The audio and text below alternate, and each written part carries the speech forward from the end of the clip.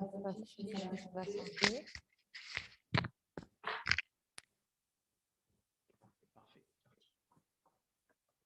Vous êtes prêts? J'admets les gens.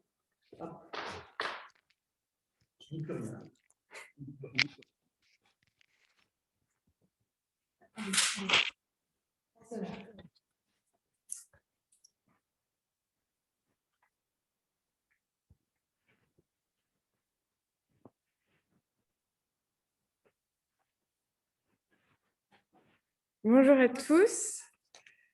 Je vois qu'on a encore une personne qui va entrer dans la conférence. Donc, on va l'attendre et on pourra commencer. Voilà, tout le monde est là. Donc, je suis Lynn Engström, je suis chargée de projet et communication du musée d'Eschlet et je suis ravie de vous accueillir pour cette deuxième conférence en ligne qui a lieu sur Zoom. Nous sommes dans la bibliothèque du musée d'Eschlet pour une conférence autour de la programmation Jean-Puy Ambroise Vollard, un fauve et son marchand.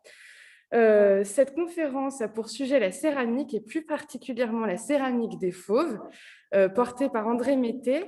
Et nous avons au dernier étage de l'exposition de formidables pièces de céramique inédites, encore jamais montrées au public, ce qui a donné lieu à l'idée de cette conférence animée par Éric Pierre Moinet, conservateur général du patrimoine et co-commissaire de l'exposition. Nous vous rappelons que vous pouvez poser toutes vos questions via le fil de discussion. Nous les poserons ensuite à Monsieur Moinet qui y répondra.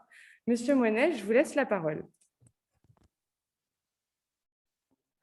André Métet est un grand artiste du début du XXe siècle dont le nom a presque sombré dans l'oubli. Du fait de sa mort très jeune, en 1920, on a complètement oublié son œuvre qui est d'une extrême importance pour l'art du XXe siècle. André Métet, dont vous avez le portrait là par Plumet, un portrait réalisé en 1909, est un autodidacte. C'est quelqu'un qui est originaire de Laigne, près de Dijon, qui a probablement suivi un enseignement à l'école des beaux-arts de Dijon, où il est plutôt initié à la sculpture, semble-t-il, à la taille de la pierre, et il va progressivement s'intéresser à la céramique. Il rencontre probablement des jeunes apprentis de Longchamp, la manufacture de faïence fine qui se trouve près de Dijon, qui vont lui donner le goût de cela. Et en 1892, lorsqu'il va au service militaire à Auxerre, l'histoire familiale rapporte qu'il gagne dans une loterie l'ouvrage de Théodore Deck sur la céramique et la faïence. C'est un ouvrage très important qui a été publié en 1887. Et là, cet ouvrage et celui de Garnier, qu'il obtient un peu plus tard, va lui donner le goût de la céramique. Il va, à partir de 1892, progressivement apprendre à réaliser autour des pièces et dès 1902, il dispose d'un premier four de potier qu'il installe près de la Seine à Suresnes et c'est là qu'il va, à partir de 1906, accueillir un grand nombre d'artistes. La rencontre décisive dans la vie de cet homme va être celle du grand marchand Ambroise Vollard. Ambroise Vollard, c'est une grande figure du commerce parisien, c'est un grand marchand d'art, il est originaire de l'île de la Réunion, il a commencé modestement en vendant quelques tableaux un peu secondaires, et puis très rapidement, il a pu se mettre en relation avec la veuve d'Édouard Manet et devenir progressivement l'un des plus grands marchands de Paris. Il va successivement s'intéresser à Manet, mais également à Cézanne. C'est le premier marchand qui va véritablement proposer l'œuvre de Cézanne par des expositions. Il va le défendre parmi les tout premiers. Il va aussi s'intéresser à d'autres artistes de l'avant-garde, comme Van Gogh, comme Gauguin, sera aussi le marchand du jeune Picasso à Paris pendant quelques années, et il va aussi s'intéresser beaucoup au Nabis et va défendre des artistes comme Xavier Roussel, Bonnard. C'est un grand marchand, une grande figure du marché de l'art, c'est un homme très intelligent, c'est un homme aussi âpre-gain qui s'est intéressé à partir de 1905 aux jeunes artistes de l'avant-garde. Et là, vous avez le portrait justement d'Ambroise Vollard par Jean Puy. C'est un portrait peint dans les années 1905, 1906, 1907, pas très bien, et portrait qui se trouve maintenant dans une collection privée aux États-Unis et que nous n'avons pas pu trouver malheureusement pour l'exposition organisée au musée de Roanne. L'autre protagoniste de cette aventure, et qui nous ramène bien sûr à l'exposition Jean Puy, c'est Jean Puy. Pourquoi Jean Puy Vollard? Tout simplement parce que Jean Puy, à partir de 1905, de la fin de l'année 1905, est défendu par Ambroise Vollard. Il achète, d'ailleurs, Ambroise Vollard lui achète l'ensemble de son atelier. C'est une pratique qui est générale chez lui.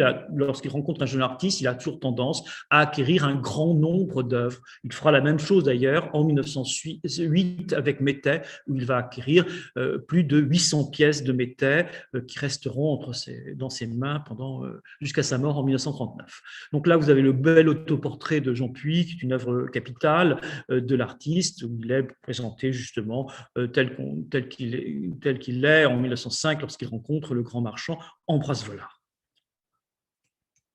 Nous sommes assez bien renseignés en fait sur les liens d'Ambroise Vollard avec Jean Puy. C'est peut-être l'artiste pour lequel nous avons le plus de documentation, parce qu'heureusement, Jean Puy avait un carnet de liens dans lequel il notait toutes ses ventes à Ambroise Vollard. Et bien sûr, c'est à partir de ce carnet des liens que nous avons pu retrouver d'une manière assez documentée l'ensemble des céramiques réalisées par Jean Puy chez Métais et qui ont été commercialisées par Ambroise Vollard. Alors, Ambroise Vollard s'intéresse à Métais. Pourquoi? Pour deux raisons, très probablement. Parce que, d'une part, il a la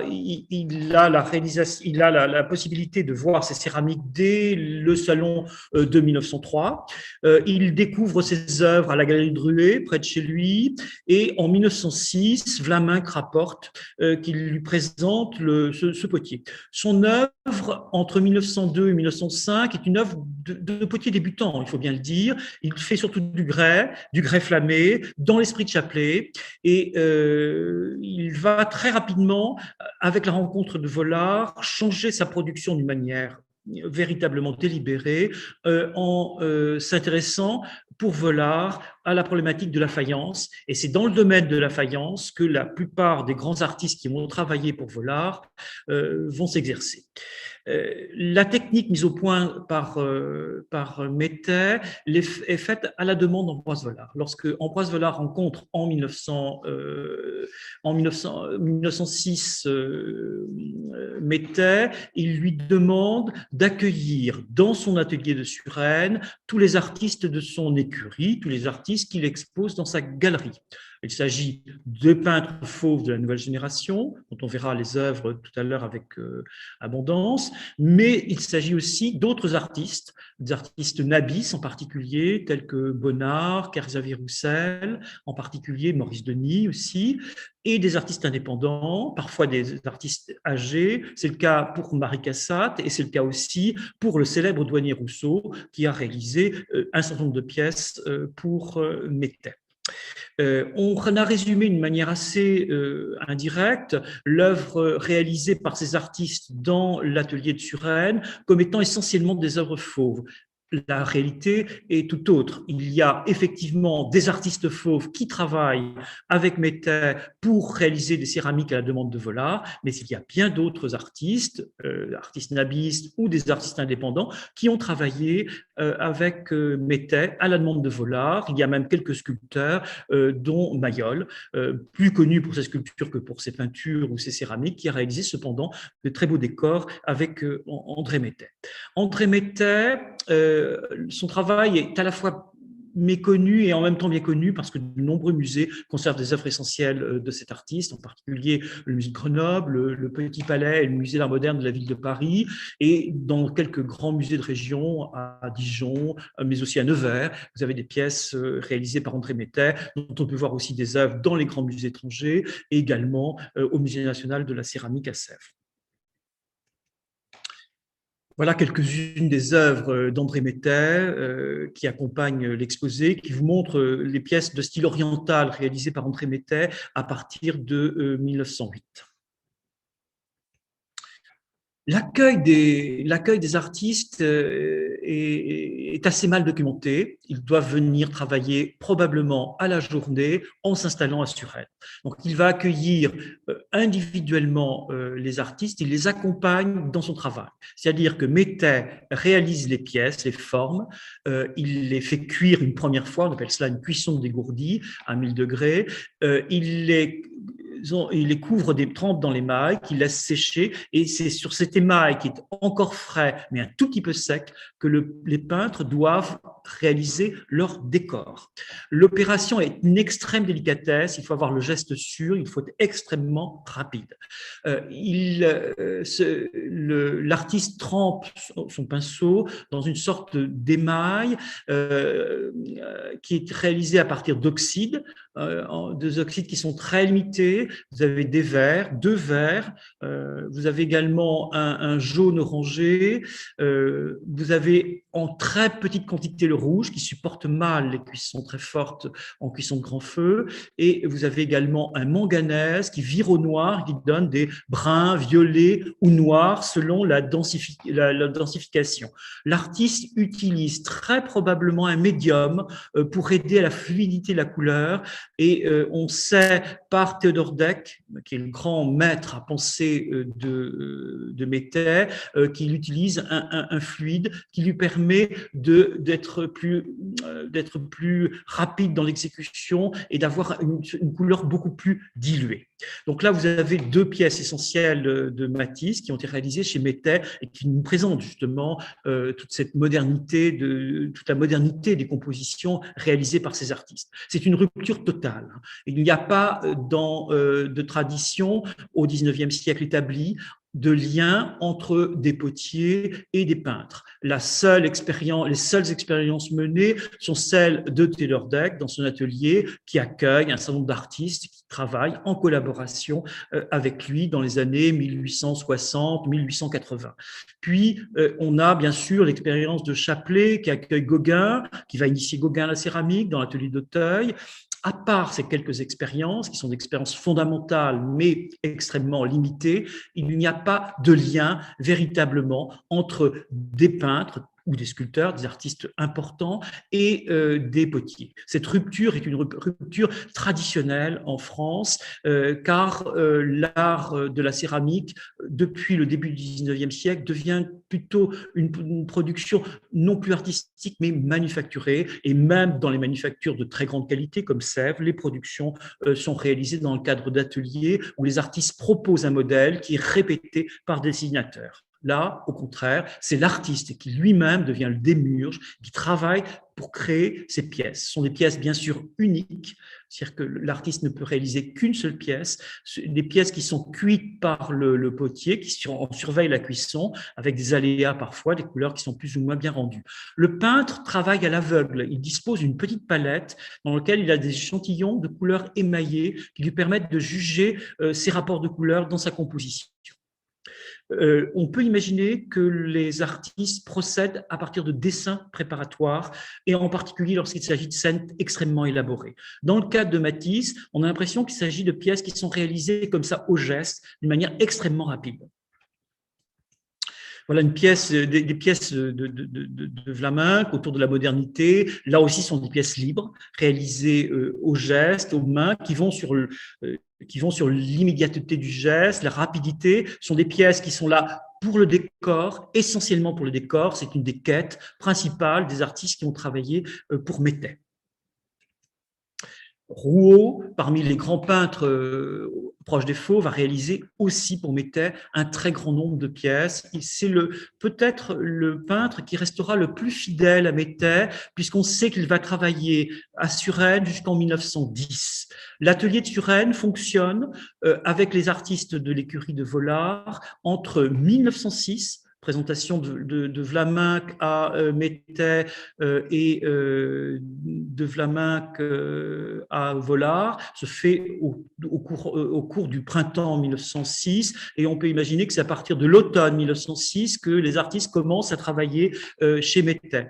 En 1907, les pièces, une centaine d'œuvres, les plus importantes, sont présentées au Salon d'automne. Donc, on a déjà une date butoir qui nous donne une chronologie extrêmement relative pour ces pièces. Seuls quelques artistes vont poursuivre cette expérience au-delà de 1907. C'est le cas de Jean Puy, c'est le cas de Rouault, qui va exposer, qui va travailler régulièrement chez Métais jusqu'en 1910. En janvier 1911, l'atelier de Métais est détruit par les célèbres crues de la Seine qui vont inonder Paris et ravager les environs de Paris. Donc c'est une date véritablement qui marque la rupture et l'achèvement de cette expérience. Mais on sait que dès 1908, Métais a une production personnelle extrêmement importante et qu'il va privilégier sa production personnelle, à tel point qu'en 1909, on lui consacre une grande exposition au Palais Galliera et qu'il va, à partir de 1909, être considéré comme le plus grand potier de sa génération. Dans les très belles pièces réalisées, vous avez aussi, pour les peintres fauves, Derain. Vous avez ici une pièce aux 3 figures de femmes nues, probablement des baigneuses. C'est une pièce qu'il faut dater de cette période de 1906-1907. Derain est un artiste extrêmement fécond dans l'atelier de Métais.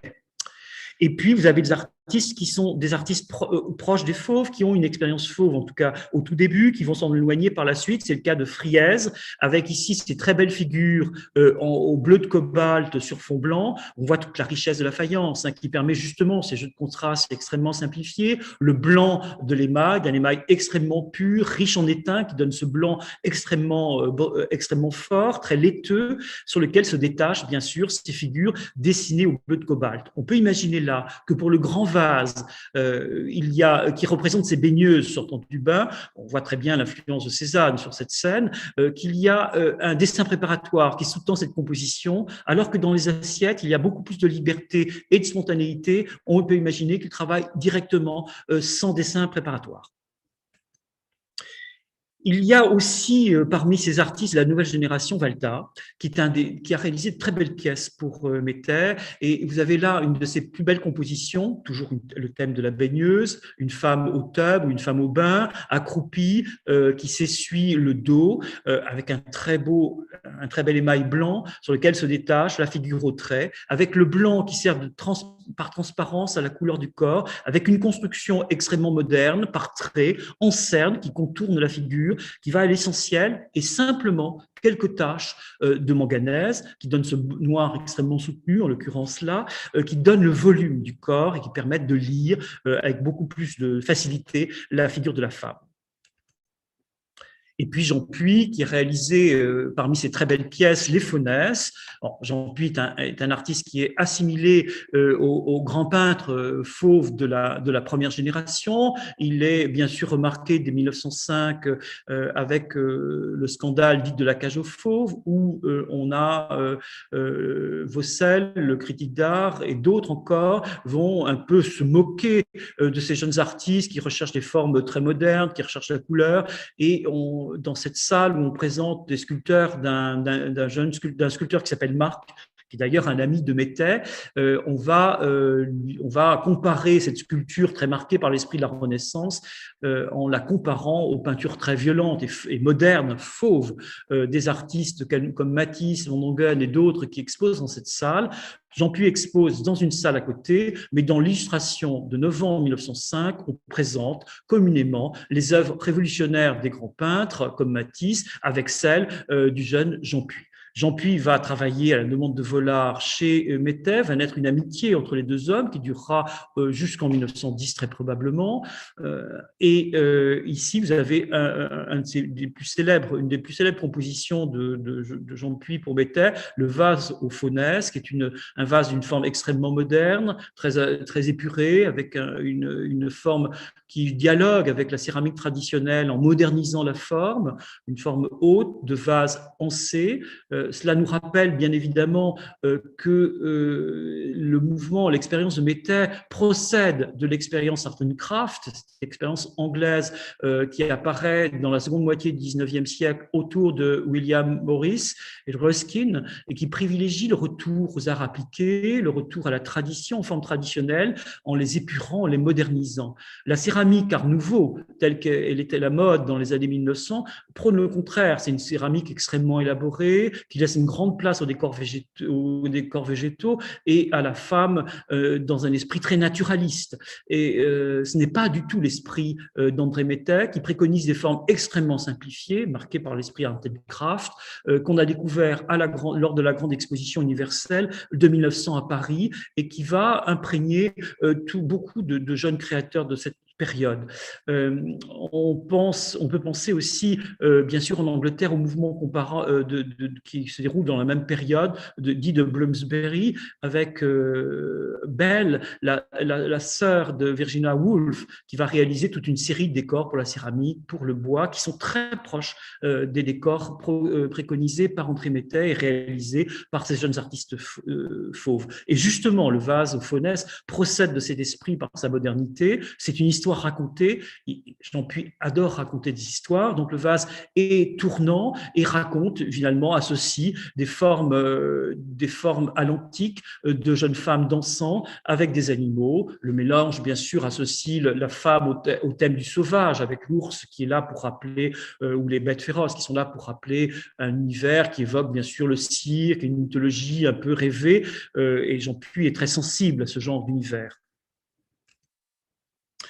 Au-delà de Jean-Puy, vous avez aussi Maurice Denis, qui va beaucoup travailler pour l'artiste. C'est plutôt un artiste indépendant cette période-là, très marqué par l'expérience Nabis. Et une de ses plus belles réalisations est ce vase avec un corps de femme en mouvement, un vase très élaboré dont le dessin procède très probablement d'un dessin préparatoire qu'il va reproduire en l'adaptant à la forme très simplifiée de ce vase.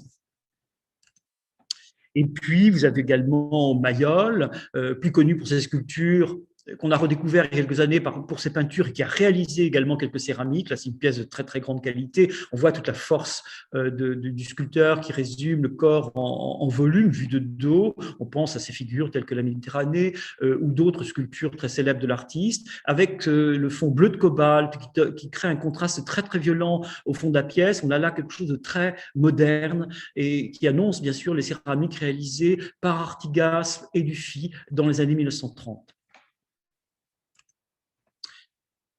L'histoire racontée, c'est quelque chose qu'on va retrouver très souvent dans ces céramiques réalisées par les artistes fauves. Vous avez là des très belles plaques qui est réalisée par un assemblage de plaquettes dans un cadre en bois qui était réalisé par Métais lui-même. Ce sont des carreaux qui sont peints par Jean-Puy et adaptés à une scène qu'il a élaborée par un dessin préparatoire malheureusement perdu, qui représente la scène d'Orphée charmant les bêtes.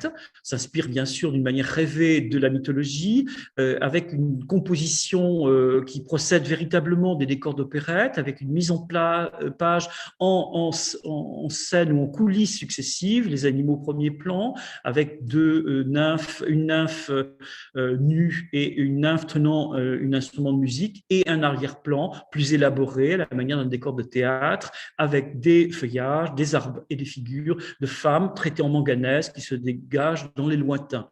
C'est une des compositions les plus élaborées de Jean-Puy, une des compositions très modernes dans sa facture, avec là aussi un dessin qui va à l'essentiel. Ce trait pour la caricature caractérise véritablement le goût pour la fantaisie de Jean-Puy. C'est une œuvre assez capitale qui annonce en particulier les céramiques réalisées dans les années 30 par Artigas et André Marquet. André Marquet est un ami de Jean-Puy, ils sont très liés depuis le début, et on peut penser que c'est à travers Jean-Puy et à travers l'expérience de Jean-Puy Métais que Marquet va s'intéresser à la céramique dans les années 30 en demandant à Artigas de réaliser toute une série de pièces en collaboration avec lui. Alors, il ne s'agit pas de carreaux destinés à être appliqués sur les murs directement, mais il s'agit de carreaux qui sont destinés à être assemblés dans un cadre de chaîne, donc à constituer véritablement des tableautins. C'est un cadre moderne, en fait. Une autre composition de Jean Puy extrêmement marquée par la mythologie. La scène est mal identifiée. On n'a pas retrouvé dans le carnet de Jean Puy le titre exact de cette pièce.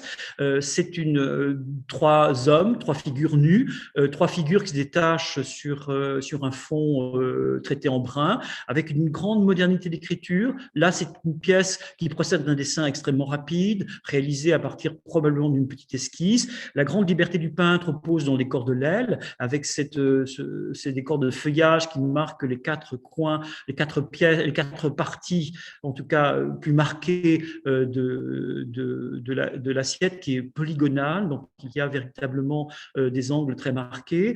Et vous avez les figures qui sont des taches en bleu de cobalt. Le bleu de cobalt a souvent été utilisé par Jean Puy dans ses compositions pour entrer Métais. Trois autres œuvres importantes de Jean Puy réalisées pour Métais: une pièce de fantaisie qui s'inspire des décors de marine, de tatouages ou de figures plus exotiques. Il s'agit d'une danse, dans la partie haute, d'une danse avec trois femmes en bleu, une forme extrêmement moderne, très sensuelle, légèrement érotique, caractérise bien, là encore, la fantaisie de l'artiste. Une autre pièce qui appartient probablement à un service autour de la mer. On connaît la fascination exercée par Jean Puy par la mer. Il avait un bateau, il a souvent navigué au large des côtes bretonnes des années 1890-1892 jusque pratiquement à sa mort. Et ces services autour de la mer l'ont inspiré. Vollard avait d'ailleurs un service atté à des corps d'hippocampe et de figures marines, et cette assiette est véritablement mettre en rapport avec le service atté réalisé pour Vollard par Jean Puy, aujourd'hui en grande partie perdu, et ce décor aux crabes et aux étoiles de mer est tout à fait intéressant par la composition des décors de l'aile, avec vraiment un accent vers la recherche du décor qui va à l'essentiel, étoiles de mer, et ces toutes petites figures d'encrine qui sont là pour meubler en quelque part et proposer un décor courant tout autour de l'aile. La figure la plus aboutie, qui est un décor couvrant l'ensemble de l'assiette, c'est très, très belle scène d'inspiration mythologique ou biblique.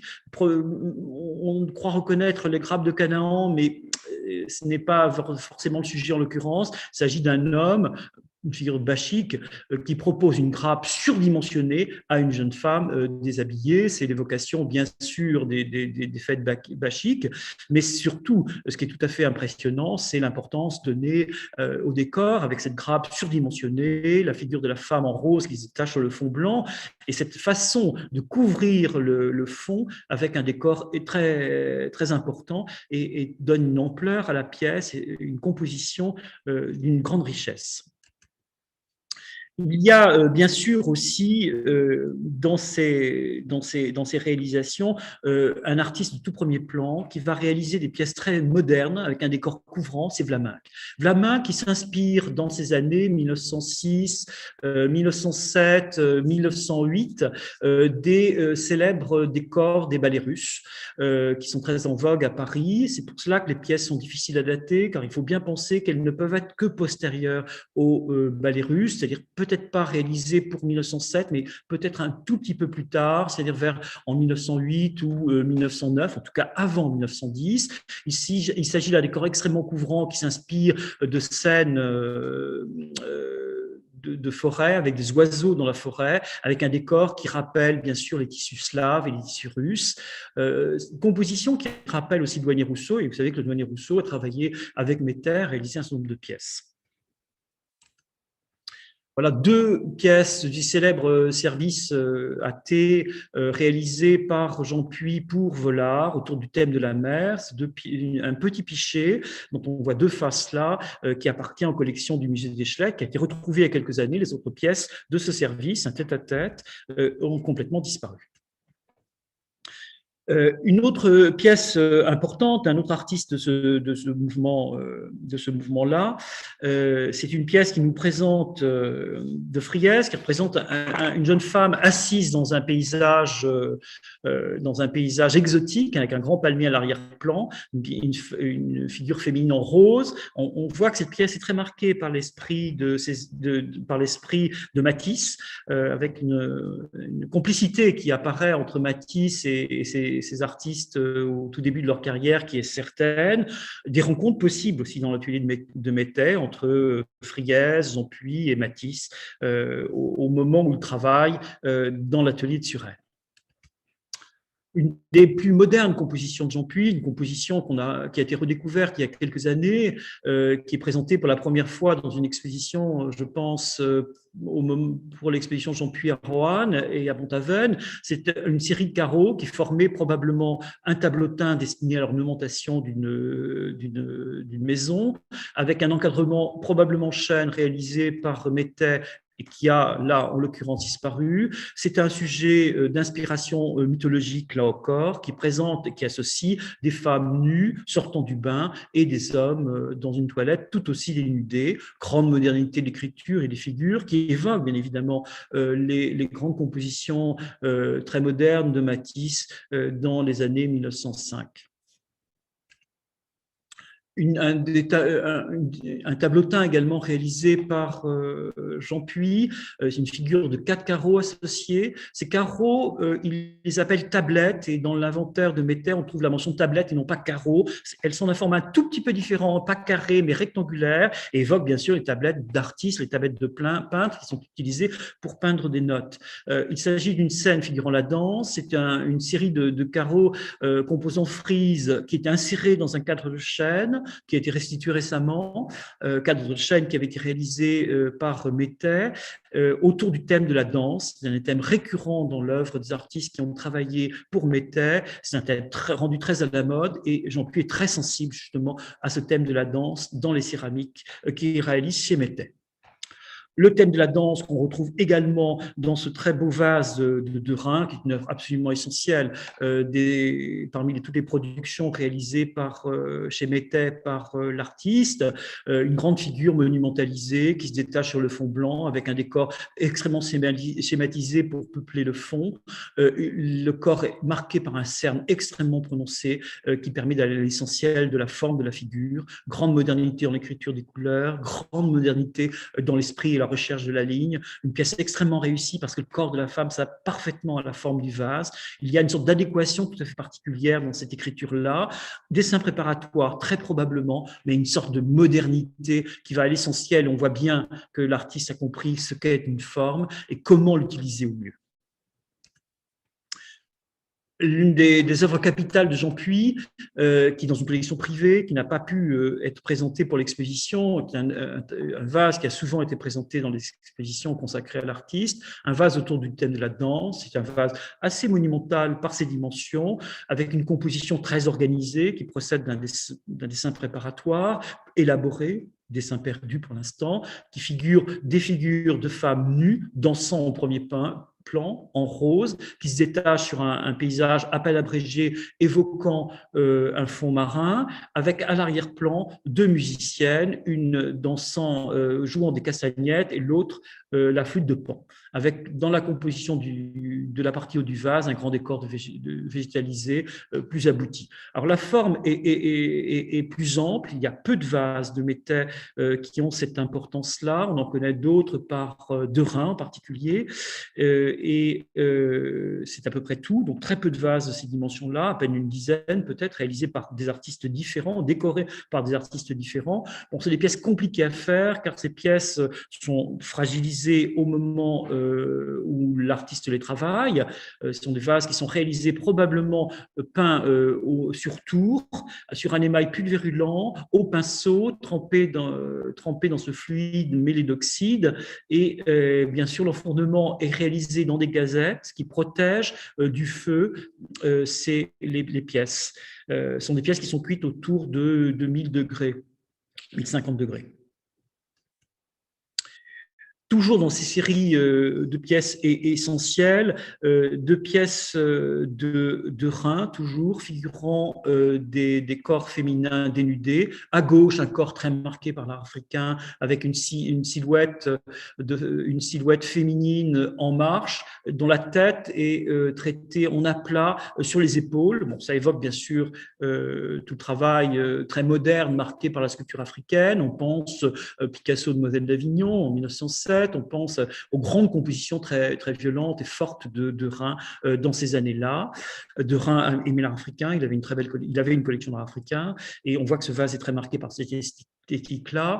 La modernité fauve repose dans l'écriture de la couleur, avec ces cernes bleues qui contournent une figure dans un rouge violet très vif, avec quelques taches de couleur verte et jaune qui ponctuent le reste de l'espace. L'autre pièce est organisée en bandeaux, citant d'une certaine manière la céramique plus traditionnelle, avec au centre ces figures de femmes assises, là aussi d'une extrêmement grande modernité, avec une écriture extrêmement libre qui va à l'essentiel de la forme, avec l'usage, là encore, très développé des cernes. Vous avez d'autres figures de femmes dansant, avec ce très bel exemple de Valta, qui réalisait moins de pièces pour Métais, avec moins de liberté peut-être. Ce qui est tout à fait original là, c'est l'usage des hachures qui permet d'occuper l'espace. On sent qu'il y a moins d'habileté, de légèreté dans la recherche du décor chez cet artiste. Et puis, bien sûr, il y a les danses de Matisse, avec là une figure absolument essentielle, une œuvre majeure de Matisse et une œuvre majeure de la collaboration. On mettait Matisse avec cette figure de danseuse en bleu, simplement l'usage de la cerne sur un fond blanc à peine nuagé d'un gris vert, et une chevelure qui est simplement annoncée par une flaque jaune, une grande modernité, un dessin qui va à l'essentiel, un trait extrêmement juste. Il y a beaucoup de spontanéité. On peut imaginer que là, Matisse travaille directement sur l'émail cru et sans dessin préparatoire. À partir de 1908, comme je vous le disais, Métais va réaliser lui-même ses productions, très marquées par l'esprit oriental. Et là, vous avez justement une pièce dans un goût oriental, marquée par la céramique de l'islam, marquée par la céramique iranienne, qu'on peut dater des années 1908, du début donc, de la production indépendante d'André Métais.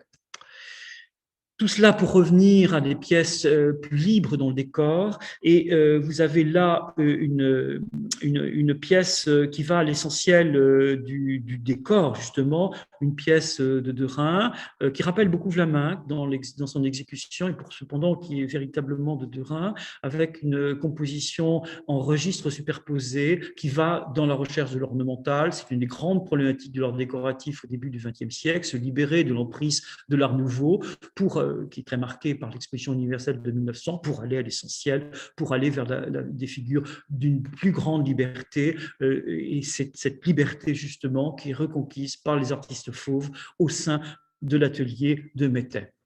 Le grand service à café, un service de tête-à-tête par Vlaminck, une composition absolument magistrale avec des corps extrêmement couvrants, réalisé par Vlaminck chez Métais. On n'est pas certain de la datation, une datation en tout cas entre 1906 et 1910. Une des grandes pièces cabaret réalisées par l'artiste, il y en a très peu. Jean-Puy a fait un cabaret pour Vollard, à décor marin, et là, ce très belle composition avec un décor d'oiseaux dans des feuillages qui s'inspire d'étoffes russes ou slaves, et très marqué par l'esthétique des ballets russes, et très marqué aussi par cette importance de la découverte des motifs imprimés très modernes, tels qu'on les aime dans les pays slaves et en particulier en Russie. Une composition très libre de Matisse, qui va là aussi à l'essentiel, qui évoque bien sûr les papiers découpés, mais qui sont d'une toute autre période de l'œuvre de Matisse. C'est un vase sur fond blanc, très moderne dans sa forme, où l'artiste va à l'essentiel, ne pose que quelques éléments décorés, allusifs et qui vont à l'essentiel des formes, des pétales de fleurs évoquant des marguerites.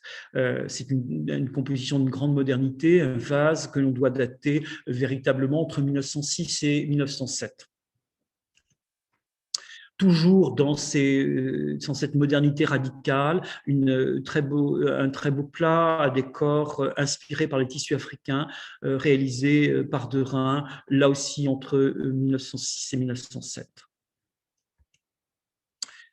Chez Valta, dans des compositions qui laissent plus de place à la femme, on est dans une autre esthétique qui s'apparente là aussi aux effets recherchés des étoffes, mais avec présence de la figure, avec une figure qui émerge de feuillage dans ce vase à décor en bleu, avec une figure silhouettée en noir, et une autre femme sortant du bain dans une esthétique également plus marquée par Matisse. Un grand vase d'oiseaux volants de Rhin, daté de 1906-1907, avec des feuillages marqués par l'esthétique russe des ballets, et avec une figure très dessinée de cette colombe aux ailes déployées. La symbolique de la colombe associée à la liberté viendra plus tardivement et plus issue de l'univers de Picasso, d'un univers postérieur à Guernica, et surtout de l'univers de l'engagement politique de Picasso dans l'après-guerre. Jean Puy a réalisé une pièce dans des décors animaliers extrêmement modernes, en hommage au douanier Rousseau. Cette pièce s'appelle Hommage à douanier Rousseau. Le douanier Rousseau a réalisé des pièces pour Métais. Jean Puy a très probablement rencontré le douanier Rousseau, qui est un homme très âgé à l'époque, chez Métais, et il a réalisé cette pièce en s'inspirant d'univers, bien sûr, animaliers, exotiques, des jungles du douanier Rousseau.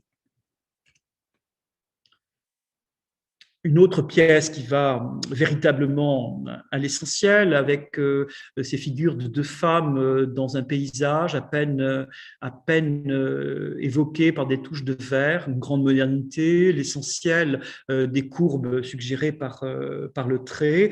Il s'agit là aussi d'une pièce essentielle qui est due à Derain, qui s'inspire beaucoup, comme vous pouvez le voir là, des pièces de Matisse. Rouault va être le dernier des artistes à rester fidèle avec Jean Puy et Maurice Denis à l'esthétique de Métais. Cette expérience est une expérience extrêmement forte, comme vous avez pu le voir, avec des pièces extrêmement radicales. On sait que une centaine de pièces, un peu plus, sont présentées au Salon de 1907. Mais l'accueil est très réservé, parce que ces pièces sont extrêmement modernes. On est dans une esthétique encore extrêmement marquée par l'art nouveau et par l'esthétique préconisée par Sèvres, c'est-à-dire laissant une grande place à l'univers végétalisé que l'on trouve chez Guimard, très simplifié, très marqué par l'esthétique art nouveau. Or là, les compositions proposées par Métais, dans les formes comme dans les décors proposés par les fauves ou les artistes nabis, sont beaucoup plus radicales et ne correspondent pas à la sensibilité du moment. Ce sont des œuvres qui sont des œuvres vraiment de précurseurs. Et seules quelques pièces vont être vendues par Vollard à des grands collectionneurs russes. Vollard va garder la plupart des pièces dans son atelier, dans ses magasins, et elles ne sortiront que peu à peu, et surtout en 1937, lorsqu'il donnera un ensemble important de ces pièces au musée du Petit Palais à Paris. On sait que les artistes travaillaient d'une manière très particulière, c'est-à-dire qu'à la fois ils réalisaient des pièces au compte de Vollard, des pièces qui sont marquées en général de la lettre AV, et ils réalisaient aussi des pièces à leur propre compte, et en particulier, on sait grâce au carnet de Jean Puy qu'il y avait toute une série de pièces qui sont restées en atelier Jean Puy jusqu'en 1914 et bien après, pour certaines d'entre elles, qu'il continuait à vendre plus tard à Vollard et qui étaient destinées à faire des présents ou pour qu'il les vende très directement, qui passaient ainsi de l'atelier de Métais à celui de Jean Puy. On n'est pas certain que Métais gardait des pièces réalisées en collaboration. En tout cas, lorsqu'il vend des pièces en 1908 à Vollard, un nombre très impressionnant, presque 600 pièces, il s'agit plutôt de pièces d'une esthétique plus marquée par l'art de l'islam et l'art iranien en particulier. Là, vous avez une des très belles compositions de Rouault, qui figure cette grande femme en rose sur un fond brun marqué. Rouault a réalisé des pièces d'une très grande beauté chez Métais. Il s'agit des plus belles réalisations réalisées probablement dans cet atelier-là sont, à mon sens, des pièces un tout petit peu plus tardives qui sont réalisées entre 1908 et 1910, à une époque, à un moment où les liens d'amitié se sont vraiment reformés autour de quelques artistes restés fidèles à Métais, tels que Jean Puy, tels que Vlaminck et tels que Rouault. Et cela nous introduit bien sûr cet acte capital dans la création, cet apport tout à fait moderne d'oser à l'époque faire travailler des peintres avec un potier, nous ouvre vers des horizons très modernes. Il faudra attendre, après cette expérience mal reçue par la critique contemporaine, il faudra attendre les années 1930 pour voir à nouveau des artistes travailler avec des artistes, des potiers. C'est le cas d'Artigas qui va travailler pour ces jardins d'appartements avec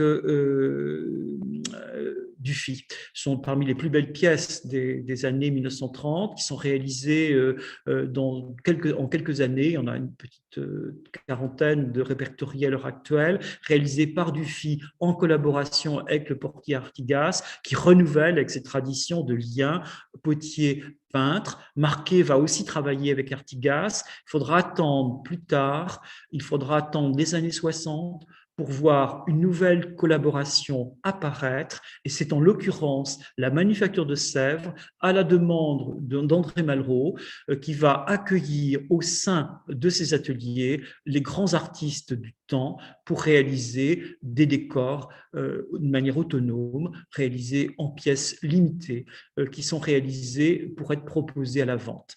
Et ce grand renouveau de la création va trouver un écho plus favorable, mais des expériences là aussi qui restent extrêmement limitées. Alors, ce qu'il faut retenir de cette expérience de la céramique fauve, c'est d'une part la modernité, ce grand apport à la liberté, à la création, à l'originalité de décor qui va véritablement à la recherche de couleurs très très vives, à la recherche de l'essentiel, couleurs bien sûr qui sont utilisées dans la limite de ce que permet la technique de la faïence et la technique de la cuisson à grand feu, mais qui permettent justement des recherches qui vont plus vers l'essentiel et vers la recherche du trait et du décor. On remarque bien évidemment les figures qui sont dominantes dans ces créations. La figure de Matisse qui a réalisé relativement peu de pièces, mais des pièces très belles. La figure de Vlaminck qui paraît aussi capitale. Celle de Derain, vous avez vu la grande modernité des pièces. Celle bien sûr de Rouault. Et puis Jean Puy qui apparaît là aussi comme un des grands décorateurs et comme ayant des propositions très originales à faire dans ce type de décor. L'expérience de Métais est une expérience sans lendemain. En 1908, il passe à autre chose. Il va accueillir par passage intermittent, comme je le disais tout à l'heure, des artistes comme Jean Puy, comme Vlaminck et comme Rouault, mais ce sont des expériences très limitées. Il va essentiellement réaliser des pièces à la manière orientale, et c'est à partir de cette expérience en 1909, lors de la grande exposition organisée en rétrospective au Palais Galliera, que l'œuvre de Métais va apparaître comme capitale. On va vite le considérer comme le plus grand céramiste de sa génération. Il va recevoir la Légion d'honneur, bénéficier de cette très grande exposition, et puis la critique va véritablement s'intéresser à lui, s'intéresser à ses créations, et c'est quelque chose de tout à fait nouveau, car jusqu'à présent, bien évidemment, cette expérience des peintres, cette expérience de collaboration avait relativement peu marqué la critique. Dans l'exposition au Palais Galliera en 1909, il y a peu de pièces de l'expérience Métais en collaboration avec les peintres qui sont présentées. On en retrouve 2 ou 3, donc extrêmement peu. Il a préféré privilégier ces pièces les plus récentes, réalisées entre 1908 et 1909. Et c'est le critique d'art Samba, qui est également un ministre, c'est le député socialiste, ministre très célèbre, qui a légué ses collections au musée de Grenoble, la célèbre collection Agut de Samba. Samba était très intéressé par l'œuvre de Matisse, très intéressé par celle de Signac, et avait dans sa collection des Jean-Puy, dont une très belle figure en rose qui se trouve au musée de Grenoble. On sait que Samba va véritablement faire l'éloge dans la critique et dans la presse du travail de Métais. Son épouse, Georgette Agut, va réaliser aussi quelques céramiques tout à fait intéressantes en collaboration avec Métais entre 1907 et 1910. Donc une expérience extrêmement forte qui ouvre vers la céramique du XXe siècle, qui ouvre vers l'expérience de Dufy avec Artigas, mais surtout avec la grande expérience du renouveau des liens entre peintres et céramistes, celle de Picasso, celle de la manufacture de Sèvres avec les grands créateurs du XXe siècle, ou celle de Fontana en Albisola. C'est véritablement Métais qui est à la clé de la céramique du XXe siècle. C'est l'un des grands précurseurs. Il faut lui redonner toute cette importance-là.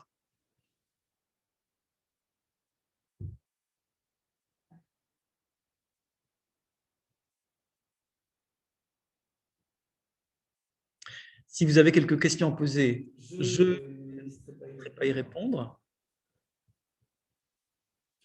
Alors, je vous renvoie bien sûr aux ouvrages qui sont essentiels pour la compréhension de l'exposition. Il n'y a pas d'ouvrage rétrospectif sur l'œuvre d'André Métais. Des travaux sont en cours, travaux d'une jeune universitaire. C'est un travail qui est véritablement sera important, mais il y a eu 3 expositions qui ont été consacrées à la céramie de peintre. La dernière a été organisée par le Musée d'art moderne de Troyes, une exposition importante, tout le XXe siècle. Vous aviez précédemment 2 expositions, l'une organisée par M. Matisse à Nice, consacrée à la céramique de Fauve, et l'autre qui avait été consacrée à la céramique des peintres au musée de Marseille. 3 expositions capitales pour la compréhension de ce qu'est la céramique de peintre au XXe siècle, et l'écriture d'un ouvrage entièrement consacré à cet aspect-là. Donc, je reprends la parole pour vous permettre de poser vos questions. On a une question de Madame Lacotte qui vous demande s'il est possible d'en savoir un peu plus sur la collaboration entre André Métais et le douanier Rousseau. Alors, on a très peu d'éléments. On a donc cette pièce de Jean Puy qui s'appelle Hommage au douanier Rousseau, et on connaît 2 ou 3 pièces de douanier Rousseau réalisées chez Métais. Donc là, c'est encore un travail qui reste à faire, car on n'a pas, jusqu'à présent, pu dresser une liste extrêmement précise des céramiques réalisées par des artistes liés à Vollard chez Métais. Donc, il y a un travail important qui reste encore à faire. Merci. Ensuite, on a une question. Bonsoir, vos motifs, couleurs et formes sont très modernes et radicalement innovantes. Qu'en est-il des formes de céramique? Évoluent-elles de façon très importante ou restent-elles assez standardisées? De la part de Dominique, qui vous remercie aussi pour cette passionnante conférence. Alors, il y a 2 choses. Ce sont à la fois des pièces extrêmement modernes et des pièces très simplifiées. Il faut bien imaginer qu'on est en 1906-1907 dans l'esthétique de l'Art Nouveau. On est donc dans l'esthétique telle qu'elle est prônée depuis les années 1890 et dont l'apothéose sera la grande exposition universelle de 1900. Avec, bien sûr, l'apothéose de la manufacture de Sèvres. Ce sont des pièces extrêmement naturalistes, avec des décors très abondants, très couvrants, très naturalistes. Et on est dans une esthétique totalement différente. Là, des pièces très simplifiées, dont l'esthétique repose plutôt sur une relecture des formes traditionnelles, à mettre en lien avec le mouvement Art and Craft anglais, où on préconise justement un retour aux formes essentielles, un retour à des formes traditionnelles mais modernisées, et c'est le cas pour les formes que l'on vient de voir. Mais ces formes d'assiettes sont forcément des formes extrêmement simples qui correspondent bien à l'objet d'un travail peint. Merci. J'ai moi-même une question. Je voulais vous demander pourquoi est-ce que le thème de la femme dénudée était aussi récurrent dans la céramique et plus particulièrement dans la céramique des flots. Alors, le thème de la femme dénudée est un thème très récurrent dans l'esthétique de l'art officiel depuis la seconde moitié du 19e siècle. L'érotisation du corps de la femme est un des sujets de la peinture depuis l'époque Napoléon III, probablement avant également, tout au long du 19e siècle. Dans la céramique, c'est quelque chose de plus nouveau. Bien sûr, les décors Art Nouveau ont plutôt préconisé des corps de femmes vêtues ou des corps très naturalistes où la femme est un élément accessoire dans des compositions plus abondantes. Là, c'est la liberté. Et le thème de la femme est un thème omniprésent. La femme dénudée est un thème omniprésent dans la peinture de des artistes de cette génération-là, qu'il s'agisse de Matisse, qu'il s'agisse de Derain, qu'il s'agisse de Jean Puy. Donc là, on voit vraiment qu'il y a une adéquation entre la modernité du sujet, la femme dénudée, qui montre son corps d'une manière sans érotisme. Hein. C'est le corps qui est montré dans sa réalité, dans la modernité de sa simplicité, alors que le corps de la femme tel qu'il était dans l'esthétique académique est un corps plus réaliste et plus magnifié. Là, on va au contraire vers quelque chose qui va à l'essentiel des formes, avec une recherche comme ça du décor à travers, bien sûr, cette idée du corps dénudé. Dernière question. Donc, quelle place occupent ces céramiques dans le parcours artistique de tous les artistes que vous avez cités? C'est une expérience très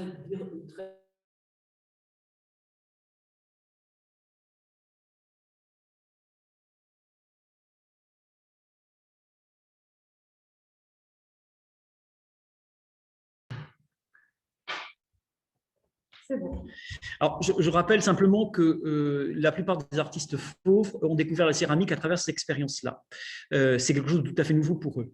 Et bien évidemment, c'est une expérience qui repose sur les liens d'Ambroise Vollard avec ses peintres et sur les liens que ces peintres vont entretenir avec Métais. Donc, c'est une relation croisée qui est tout à fait nouvelle dans l'histoire de l'art et des arts décoratifs au début du XXe siècle. Donc, ils n'auront pas par la suite la possibilité de réitérer ce genre d'expérience. Tout d'abord, il faut bien dire que Métais va faire autre chose à partir de 1908 pour gagner sa vie, tout simplement, mais aussi que l'atelier de Métais va être ravagé par les inondations de la Seine en 1911 et qu'il ne reprendra son travail qu'après la Première Guerre mondiale parce qu'il est souffrant, qu'il va rapidement mourir en 1920.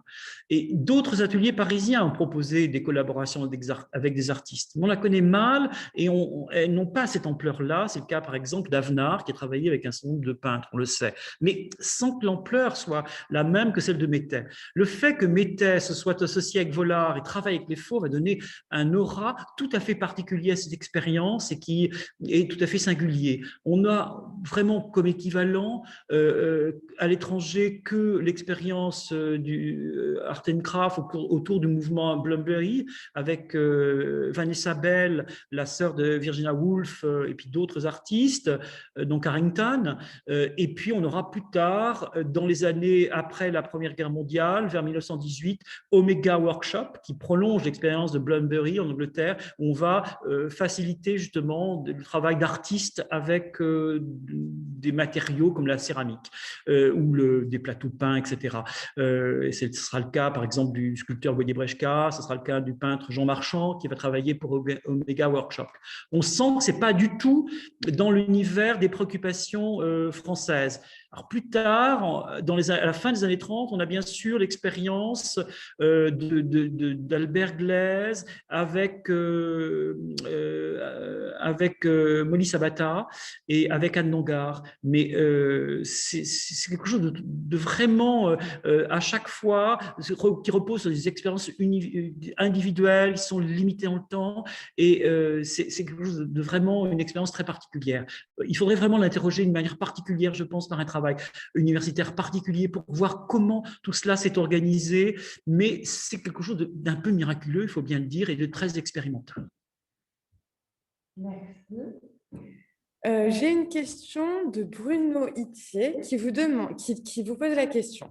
La littérature relate un faible succès critique et commercial de la première exposition au Salon d'automne en 1908. Je crois que ce serait une des raisons de l'arrêt de la collaboration entre Matisse, Derain, etc. avec Mété. Pour autant, ces pièces se retrouvent aujourd'hui dans les plus grands musées comme le MoMA à New York pour les pièces de Matisse. Sait-on à partir de quand les musées achètent ces œuvres? Alors, effectivement, l'exposition Salon d'automne des pièces réalisées en 1907-1908 sont soldées par un échec de la critique. Vaucel note cependant la force du décor et de la couleur dans ces pièces-là. Vaucel est un grand critique d'art, mais ça ne va pas au-delà de ça. Ces pièces passent complètement inaperçues parce qu'elles ne sont pas du tout dans l'esthétique du temps. Et il faut attendre véritablement, à l'exception de quelques pièces qui sont achetées à volard par les grands collectionneurs russes, qui expliquent la présence de pièces importantes de ces artistes dans les grandes collections publiques telles que l'Ermitage en Russie. Il y a relativement peu de pièces qui vont rentrer dans les collections publiques. Il faut attendre 1937 et le don qui est fait de pièces d'Ambroise Vollard, de vases et de pièces réalisées en collaboration avec les peintres fauves au Petit Palais pour voir véritablement un ensemble assez cohérent de pièces rentrées et témoigner de cette production-là. Il y a bien sûr la collection But Samba qui d'emblée va faire rentrer une très belle série de pièces de ces créateurs-là au musée de Grenoble à la mort de Georges Tagut, je crois que c'est en 1929, je ne suis pas certain, mais c'est dans le courant des années 30. Les pièces vont rentrer au gré des ventes d'Ambroise Vollard, des ventes qui sont souvent des ventes plus tardives. Les Russes ne vont plus acheter avec la Révolution, il y a une rupture du marché, une fermeture du marché russe. Les pièces vont partir, on peut imaginer, dans les musées américains plus tardivement, probablement par le biais d'Ambroise Vollard à partir des années 30 et dans l'après-guerre. Mais cette expérience-là est reconnue relativement tardivement. Pour tout dire, même à Sèvres, il y a une seule pièce de Valta Métais qu'on a retrouvée d'ailleurs très récemment, que j'ai retrouvée lorsque j'étais conservateur là-bas et que j'ai dirigé le musée. Et on n'a pas du tout pris en considération ces pièces qui ont été très peu présentées au public. Donc, les pièces sont entrées en collection en privé très rapidement, collection de 800 bas, sont restées chez Vollard qui ne les montrait pas. Donc, on ne les a pas vues après l'exposition Salon d'automne. Donc, on ne pouvait pas les acheter parce qu'on ne les voyait pas. Et Vollard avait d'énormes réserves et ne montrait véritablement peu les pièces dont il disposait. Alors, on peut imaginer qu'il a vendu cependant quelques pièces plus tardivement, mais il n'a pas tenté lui-même de les montrer par la suite. Est-ce qu'il était déçu vraiment par cette expérience? Je ne sais pas. Probablement. Dans ses mémoires, il en parle, mais d'une manière assez rapide. Donc là, il y a véritablement une interrogation. L'expérience est trop radicale, en tout cas, pour avoir intéressé les collectionneurs et les musées au moment où ces réalisations sont faites.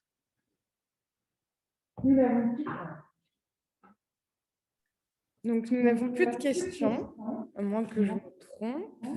Mais je voudrais vous remercier, Monsieur Monet, pour cette conférence rondement menée. Je vous donne rendez-vous très bientôt, on l'espère, pour une ouverture du musée. Sinon, la programmation culturelle de l'exposition est maintenue en ligne. Je vous dis à bientôt et je vous souhaite une très bonne soirée. Au revoir.